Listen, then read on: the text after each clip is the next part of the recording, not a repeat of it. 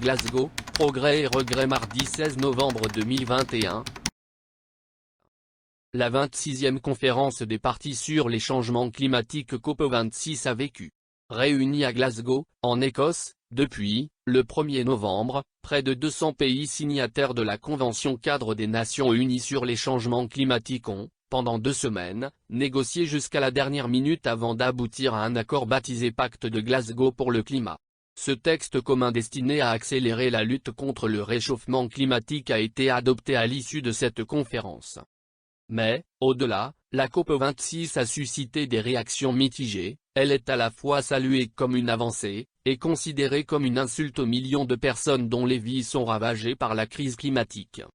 Parmi les avancées enregistrées, il y a le fait que l'accord de Paris de 2015 n'avait jamais fait allusion aux entités telles que charbon, pétrole, gaz, ni même énergie fossile qui sont hélas de principales responsables de changements climatiques.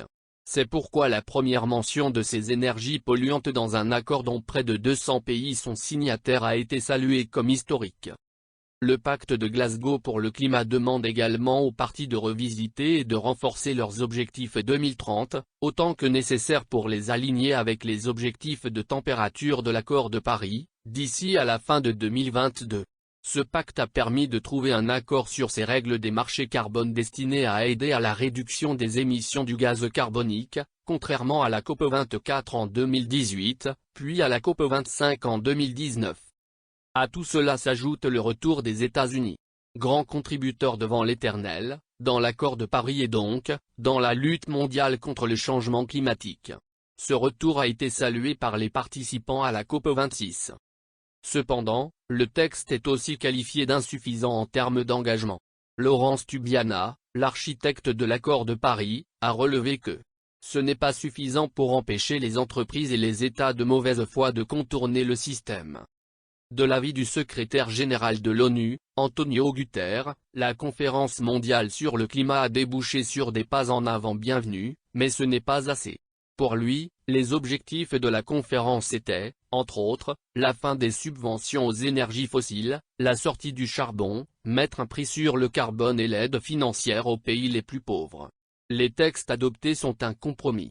Il a regretté la volonté politique collective qui n'a pas été suffisante pour surmonter de profondes contradictions.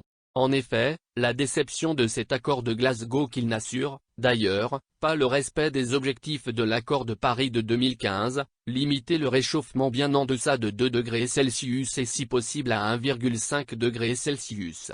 C'est mou, c'est faible, et l'objectif de 1,5 degré Celsius est à peine en vie, mais il y a un signal sur la fin de l'ère du charbon.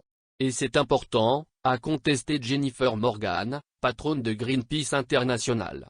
Le texte est une pilule amère à avaler, a pour sa part regretté la représentante du Liechtenstein. Bref, la communauté internationale a assez pris des engagements pour financer la protection de l'environnement dans et par les pays du Sud. Eux qui subissent le plus les effets dévastateurs du changement climatique, alors qu'ils n'en sont vraiment pas à l'origine. Dans un contexte mondial marqué, notamment, par l'augmentation continue des émissions de gaz à effet de serre, le sommet de Glasgow allait permettre aux pays moins responsables du réchauffement d'obtenir un financement spécifique des pertes et préjudices qu'ils subissent déjà. Ces pays sont, en effet, en première ligne face aux impacts des changements climatiques. Les pays riches promettent toujours, sans réaliser, de porter leur aide climat au Sud à 100 milliards de dollars par an. En attendant de recevoir cet hypothétique pactole, le Congo a encore planté ses milliers d'arbres, le 6 novembre dernier. Valentin Oko. Bienvenue sur la chaîne Tribune Libre de